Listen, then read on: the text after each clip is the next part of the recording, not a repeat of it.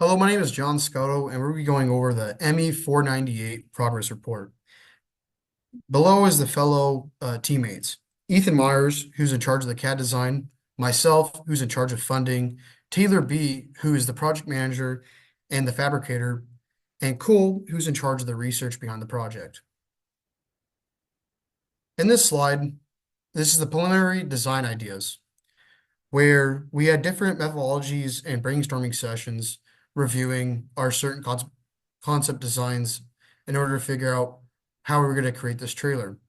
And this top left image is my personal design, where I figured we would use an ag trailer or a John boat trailer, and we can put a hay elevator on the trailer itself. And in this image, we can see how there's um, there's a hitch that you can connect onto a tractor or a truck, and you can alternate the trailer to the side so it could be in field position and home position.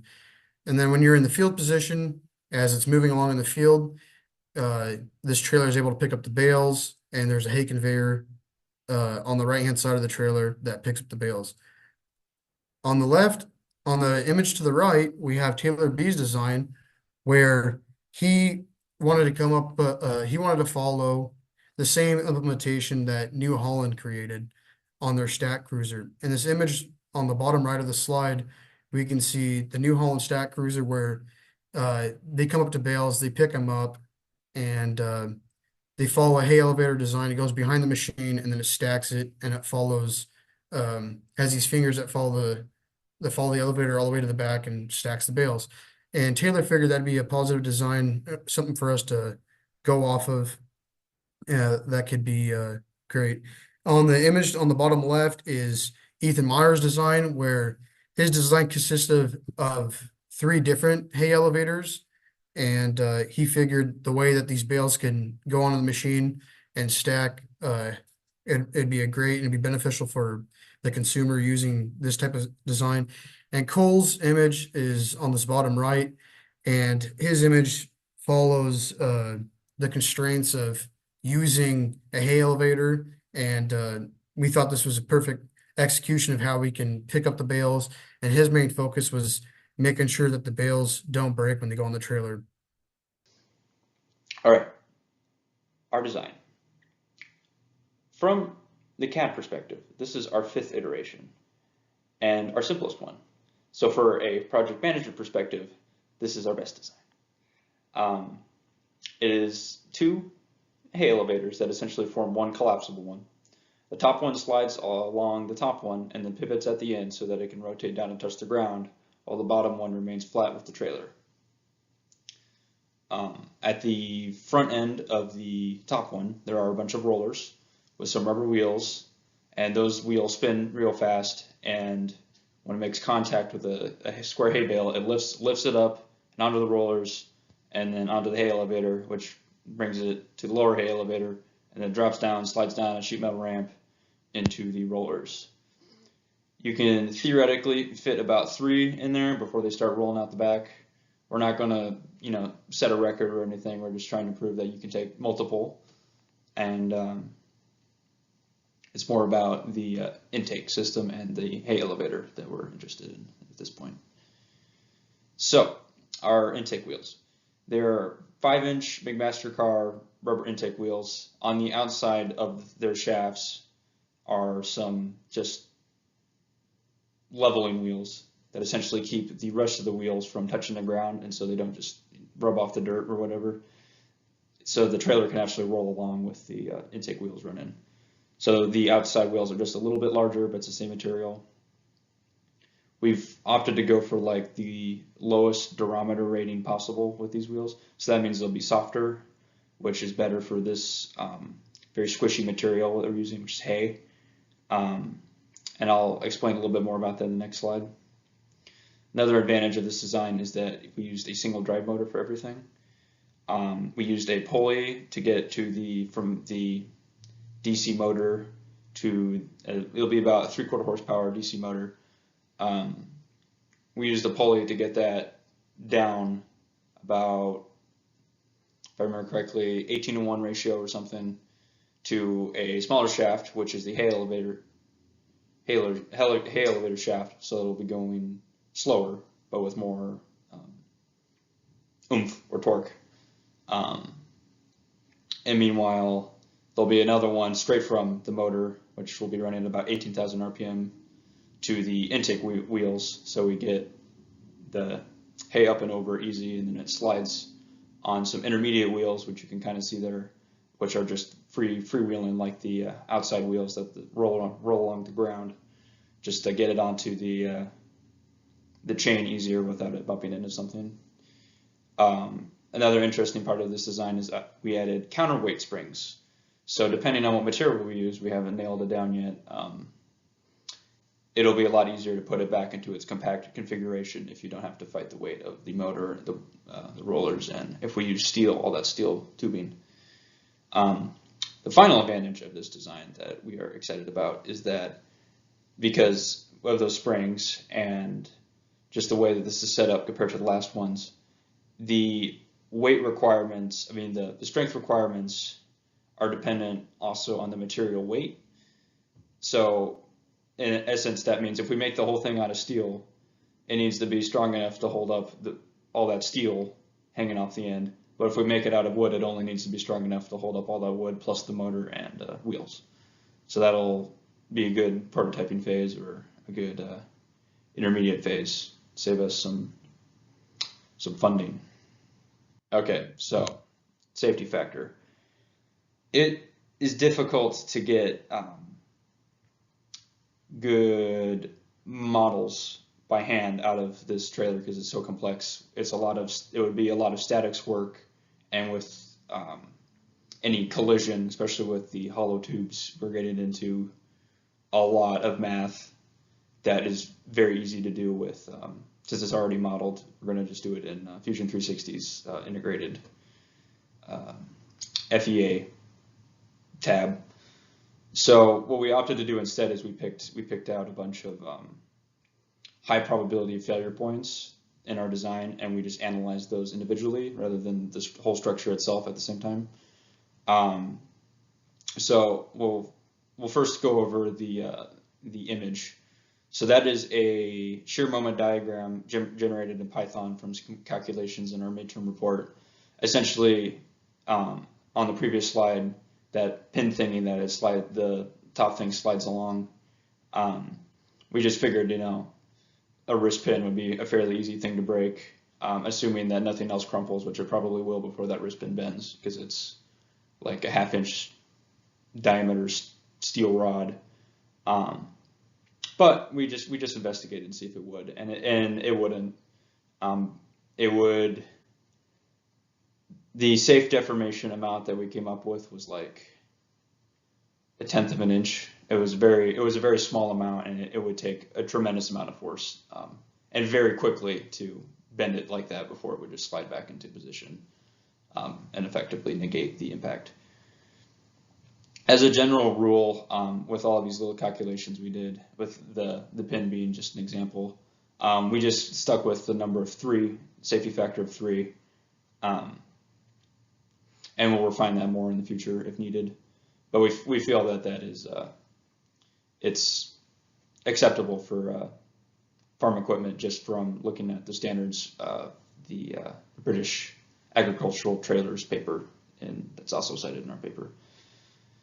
Okay, so the next two big calculations we did that weren't really stress analysis, basic level stress analysis, were the chain deflection and the torque requirements for the rollers. So these weren't really like, it's not really a safety factor thing, it's more of will it work or not type of deal. So for the chain, there's not really a good CAD model of the chain we're using because it's an ag chain. It's a double wide chain, so imagine like 2 bicycle chains put together, and then every 4 links it has a fork thing that it's maybe not off the top of my head, I remember it being 4. 4 or so, depending on the manufacturer. A square hay bale fits between these forks at a certain spacing, and we could not find a model of the fork itself, and we could not find one of the chain. So we ended up approximating based off of ISO standard chains, and we just assumed that the fork wouldn't add any structural improvements, which it shouldn't. So knowing that, we modeled it as essentially the wrist pins and linkages, knowing the thickness of the linkages and that there's 4 on each wrist pin. We came up with a number of the how much the chain would deflect, and by that means like in the center, if you put a hay bale and you know how long the hay bale is, like what is the maximum deflection along the center of the chain we can get with a centralized position of the hay bale, knowing that those corners are the only thing that's going to be really pushing it down. And it came out to be just a few inches, which for a 5-foot section is negligible. And in our design prior, we had a chain guide anyway that would lower that figure on additionally. But after doing these calculations, we think we don't need that chain guide anymore, which is pretty neat. Also, like with that 3-inch deflection, that also corresponds to like the chain and total stretching. It remained well within the with a 3-inch down deflection that is just even less so of like a total chain stretch, and therefore it was well within the acceptable elastic tolerances of the chain. And finally, the last big calculation we did was the torque requirements for the rollers. So we were curious, like, will the rollers actually, like, when you bump into the hay bale at very low speeds, will it actually get it up and over the wheels, or will they just like push the hay bale along? And so the way we calculated that is we knew how many rollers will be contacting it, which is 4. We knew how big the rollers are, which is 5 inches in diameter. We knew the width of each of those rollers, which off the top of my head is about an inch and some. And from there, we also knew the durometer of the wheels that we picked out, which I think was 40A. And going to the engineering toolbox, we could get some numbers for like what that would get like in a coefficient of friction. And then we also found a paper that did some research on different different hay products and their coefficients of friction against different materials. And the slickest possible number we found, just for the maximum factor of safety we could, was alfalfa in an extremely wet condition against steel. And we just went with that, just for the maximum, like, worst possible scenario. What does it take to get that hay bale up and over those rollers? And it turned out to be well within the output of our motor running at 18,000 RPM across those 4 wheels. Moving on to the adherence of codes and standards, the portion of this report, or this portion of the report, is to make sure that we were able to ensure reliability, safety, and compliance with the legal laws and the rules set forth by the jurisdictions, such as the Federal Motor Vehicle Safety Federation, as well as the Washington DOT, Department of Transportation. So in this report, though, and in this project, we took into consideration 2 standards. One of them is the ASA-BE standards, which is the Agricultural Society of America, and they essentially have jurisdiction over, or they set forth the standards for agricultural equipment to ensure their safety, such as load limits, setting up like specifications for braking systems, electronic braking systems for heavier trailers, and also just general safety requirements for allowing these trailers and agricultural equipment to travel on the road safely. In addition to this, we also looked at the FMVSS compliance. This is the Federal Motor Vehicle Safety Commission. So essentially, they're the ones that set up the actual laws that we have to adhere to when we're traveling on federal roads, such as I-5. So they're the ones that set a lot of the standards, like putting fenders, reflectors, setting specific kinds of tires with specific like plies, like a 12-ply tire or 8-ply tire. So those are two different bodies or entities that we needed to take into consideration to make sure that we maintain the overall structural integrity of the trailer and safe operation for both the farm and road conditions. So taking a look at our timeline for this project, we can see in front of us that we have our Gantt chart for our long range project, and we can see that we're still really early in this project, so we don't really have a lot to necessarily show physically as far as things we bought. However, we have just reached our design finalization. As you can see, by now we should have already have a materials takeoffs and be ready, be setting up or be finishing our material orders. We have not reached a step because there have been delays in our design, such as come up with an actual finalization of the design, determining the right way to approach funding and how to actually secure funding, and then also coming up with like ways we actually want to design the trailer, like ways to think about the design and ways to think about how it should be used.